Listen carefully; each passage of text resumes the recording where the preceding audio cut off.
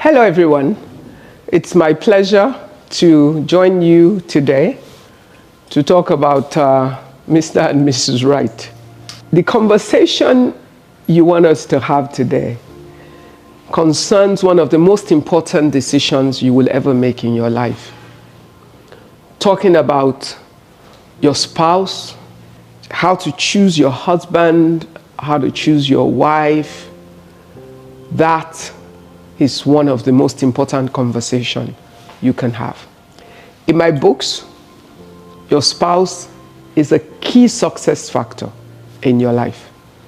If you marry the wrong girl or you marry the wrong guy, everything else that is your vision and your ambition can be put at risk, because their understanding of who you are, what your vision is, what your journey is, and their willing support of it can elevate your journey or disrupt or destroy it. And therefore, it's a worthy conversation to have. Now, I've never seen a university study on how to choose a husband or how to choose a wife. We somehow manage to educate our young people, and when they're done, we expect them to magically bring the right husband or the right wife. Now, a good place to start always is with yourself. And the good place to start that is with yourself is first to have an understanding of who you are. You know, I'm a firm believer in not getting committed into marriage until you have a sense of yourself. And why is that important? How do you know the right person for who you are and for the journey that you seek for your future if you don't have a sense of who you are? Everybody can seem right, but every right person might not be the right person for you. And when it comes to marriage, it's about the specific. It's not that, oh, this guy is a great guy, this girl is beautiful, she's nice, she's that. Is she the right person for you? Is he the right person for you? Which is the real question about whether it's Mr. Right or it's Mrs. Right. Is Mr. Right for who or Mrs. Right for who? And you cannot get to that answer except you first understand who you are. So your first investment is in self-assessment. You know, who am I? Where do I want to go? What is my long-term vision? What are my values? At the end of my days, how do I want my story to end? What am I working towards? How do I want to finish? What are the things that are important to me? What values drive my life journey? What values impact the decisions I make every day? What is the end game? When I'm 70, 80, 90, 100, and I'm looking back, what is it that I really would like to see in that end game of my life? When you have a sense of that, when you invest in your self-assessment process, when you are able to reflect on your journey and arrive at a somewhat understanding, you won't always have a full picture, because life is an adventure. There's a lot of our life that will be revealed to us along the line, but there are some fundamentals that are key that we must own and that we must use as guiding tools for making the right choices along the path of our life. And it's those things that we must bring to bear when we're considering who is right for us and who is not. Let's say you're a girl, you're ambitious, you're driven, you're smart, you want to get some things done, you want to achieve some amazing things. In doing that, it's important that the guy you choose to marry is a guy who has the capacity first to appreciate and celebrate your talents, who is not irritated by your brilliance, who is not challenged by your opinion, who is not put off or intimidated by how you think and what you say? Who does not every time seek to silence you because there's a sense of competitiveness in your self-expression? Who is not challenged by your promotion when it comes? And red flags, I think half the time we know what the problems are. You know, if you have an opinion about things and you're dating a guy who thinks that, you know, women don't speak, or women's opinions should never be different from the opinion of their husband or their spouse or their boyfriend, you already know you have a problem, because you're both going to come to the table with a talent. And that goes for the guys as well. Okay? What are you looking for as a girl in a relationship? You want a guy who has the capacity to love who you are. And who you are is everything that you are. You like to laugh, you like to dance. Okay. Someone who is not trying to suppress your energy. As a guy, you want the girl who has the capacity to love you, but also to respect you. Now, the girl also deserves respect. So you see, certain things will begin to emerge that are common threads. Can you respect one another? Can the girl respect the guy? Can the guy respect the girl? Do you have the patience to listen to one another's opinion? Does your opinion count? Do you allow the opinion of your partner to come into consideration? You might not agree with it, and it's okay. You won't always agree, but can you respect their opinion and say, look, I understand what you want to do. I understand what you see, but this is why I think we should go this way. And not having the same opinion is a way to reveal how you can mutually respect one another. Because I don't agree with what you think, but I can respect how you feel or what you think. But yet, you can respect mine and allow me to do that which I want to do, as long as it does not endanger our relationship or our family. Because in a family setting, you will always have to reach a consensus. And reaching a consensus requires that you are able to respect one another.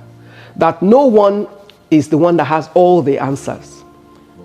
Sometimes the guy will be the one that is right.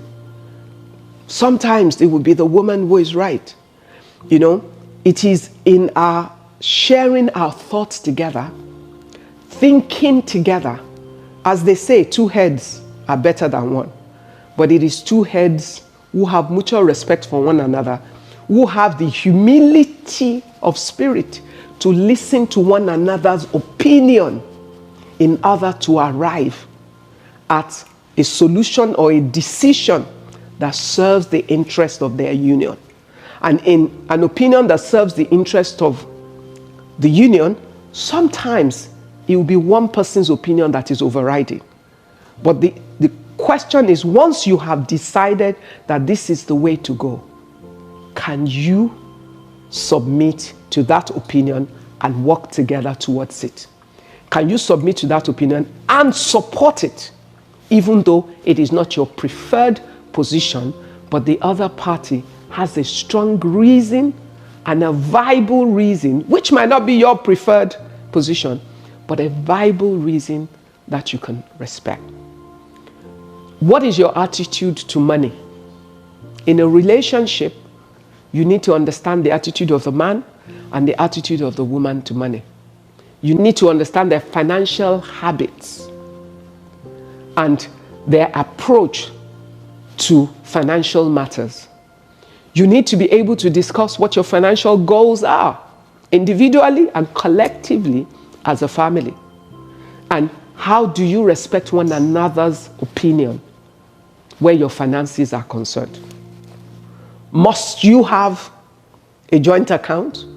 Or can you respect each other's individuality and yet be a union?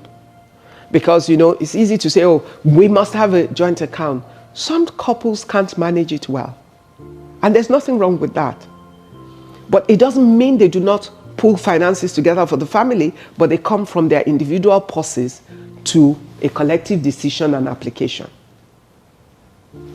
Is that possible, or will one's opinion force the other against their will to submit to the other's will? Financial respect, financial position, financial attitude is a key factor in determining Mr. and Mrs. Right. Is one responsible with money? Is the other responsible or irresponsible? Can you plan together for your family finances? Are you able to trust each other in terms of the management of your family finances based on your financial habits? Those are questions you need to be able to discuss. Do you have the vision for your family that is clear between both of you? I only want one child. I want two. I want three. Can you agree? If you agree to have two children and something happens and you have a third pregnancy, will the other party be so committed to their vision of two children that they're going to insist that even in a marriage, you must abort? Consider how they respond to situations, especially when it's not working according to their plan or it's not working in line with their own choices. It's important to be able to understand that. What are your values? What is your right? What is your wrong? What is his right? What is his wrong? Are you the wife that would push? Will you be the wife that will push the husband to bring money at all cost, which is why attitude to money is also important? Or are you the husband that will encourage the wife to do whatever it takes to get what you want from her? Your values. How will you relate to your families? Respectfully? Lovingly? Welcomingly? Or you're the person who likes my husband and I only, my wife and I only? You already have a problem if the girl comes from a family that's very together, very united, they like hanging around each other, they love being with each other, and all that. And if the guy likes my husband and my wife and I only, and the girl likes my husband and I only, because it means you're going to give up who you are for who he wants to be. Are you comfortable with that? Can you do that? Some of these things we ignore become the main issue in marriage. So you need to understand the perspective, the attitude, or the thinking of that person. You need to look at each other's family structure and see how the family that you will create will fit into the larger family, or how the values and the practices of the family you want to get into, how does that impact the vision you have for the home that you want to build together? So we're talking about the person, we're talking about their value system, we're talking about their personal vision, we're talking about their ability to respect others, we're talking about them being humble enough sometimes to be wrong and accept that the other party can be right. Then you need to talk about your faith. The Bible says, can two walk together except they agree? Why is that important? It would affect your family, it would affect your children. A family that prays together stays together. If you're of different faith, can you comfortably pray together? In which way? Where do the children go to? With what faith will you raise your children? Oh, I know couples that is worked for, but you also have to consider what is easier to work with. Shared values are key. A shared faith is a massive added advantage. The ability to stand together, pray together, fight together for the right things. Your faith impacts your values. And the kind of values you have impacts the kind of relationship you build, or the kind of support system that you have. When you're fighting a good fight of faith, can you trust your partner to be there fighting with you because he or she believes the same with you? Or will you have an enemy in your house simply because they never agreed on your value system anyway? When you're trying to decide between Mr. or Mrs. Right, there are many questions that you must ask. Your friends are influencers in your home. Have you considered the circle of influence in each other's life? He said, show me your friends, I'll tell you who you are.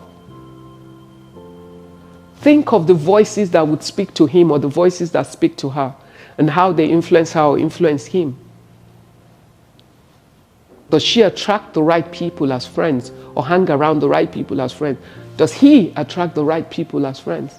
Because ultimately, he will be a product of that circle. How does that influence your relationship? Are you afraid to share your opinion even now that you're dating? Or are you comfortable in your relationship to have an honest conversation and to express yourself? Because if you're going into a relationship where you do not have the liberty of expression, you're going to have communication problem.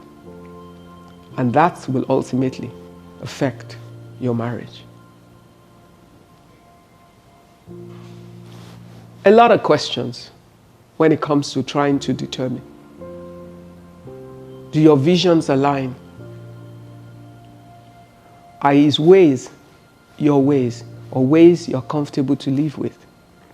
Are his values your values, or values that you know you can readily accept?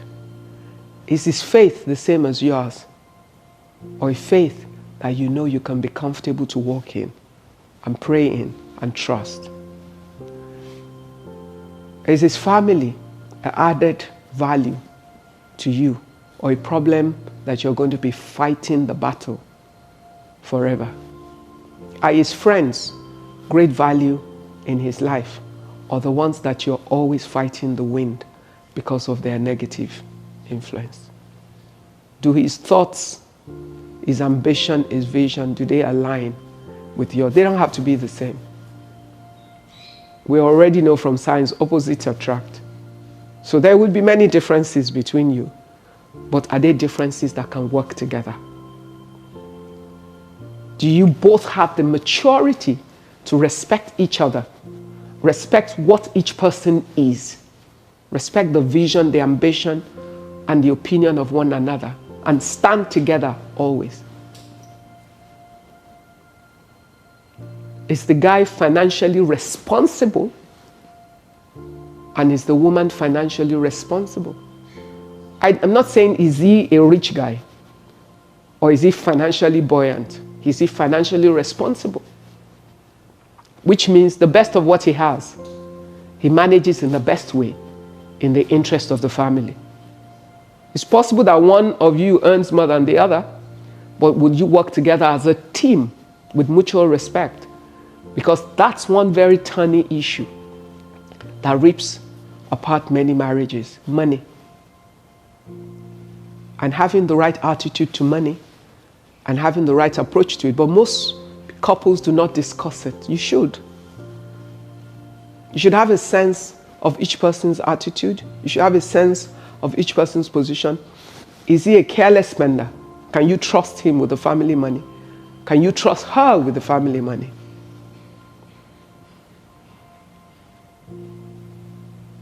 A lot of questions. But for each couple, the answers are yours. You need to make sure you answer those questions. And that makes communication key in a relationship. Communication is key. Transparency is key. And honesty with one another. It's possible you had some past that you're embarrassed by, but it's probably better to be transparent about it, so nobody has a secret they're holding over your head to use against you. If you are open about the things that have happened in your life at any stage, and the other party is comfortable with it, and you progress, it becomes a non-issue and nothing anyone can blackmail you with. The toughest and the most important decision you will ever make in your life is about the partner that you marry. When you find a couple that are fully aligned in terms of their vision, I don't mean they have the same, but they are aligned and they can agree, there's almost nothing that can stop them. There's nothing they can't achieve. For those who are Christians, the Bible says in the place of unity, God has commanded his blessings. And the most powerful unity you will ever find is the unity of a husband and wife. A husband and wife that is united, they are an unstoppable force. So it's really important that you find the guy that you can agree with, the guy that you are aligned in your vision, that you can stand to support one another, even when you disagree. That you can be humble with one another and you can be submitted one to another. And that the order of your house can be maintained. Every ship has a captain. For the girls, can you respect this guy enough to submit to him as the leader of your home? If you can't, don't marry him. Can you love this woman unconditionally? Oh, she has some weaknesses, so do you. He has some weaknesses, so do you. Can you love each other despite your weaknesses and accommodate it and work with it? Not just because you want to say I do and get married, but because you know that I can accommodate, that there's so much of him that I love that makes up for the weaknesses, as we all have. The question on Mr. and Mrs. Right at the end of the day is personal. But some of the things I've raised, I believe, are issues just to draw attention to the matters that we must consider.